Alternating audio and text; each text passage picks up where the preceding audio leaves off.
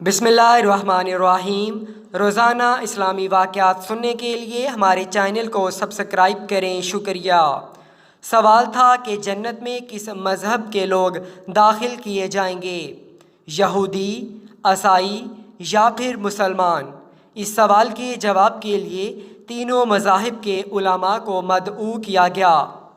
मुसलमानों की तरफ से बड़े आलम इमाम मोहम्मद अब्दा, ईसाइयों की तरफ से एक बड़े पादरी और यहूदियों की तरफ से एक बड़े रबी को बुलाकर इनके सामने यही सवाल रखा गया, जन्नत में कौन जाएगा, यहूदी, ईसाई या फिर मुसलमान।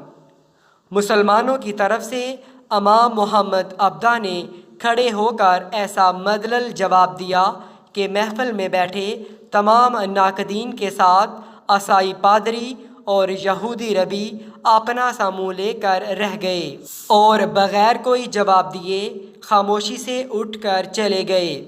आपका जवाब मुख्तसर, जामे, माकूलियत से भरपूर, अदब व एहतराम के साथ रवादारी की उम्दा मिसाल और हिकमत व दानाई का मौका था। इनके जवाब ने सारे मुसलमानों के होंठों पर मुस्कुराहट बखेर दी और ये बाब हमेशा के लिए बंद हो गया। आपने फरमाया, अगर यहूदी जन्नत में जाते हैं तो हम भी इनके साथ जन्नत में जाएंगे, क्योंकि हम इनके नबी हज़रत मूसा अलैहिस्सलाम पर ईमान रखते हैं और इन्हें अल्लाह तबारक व तआला की जानिब से अपने बंदों पर नबी माबूस किया।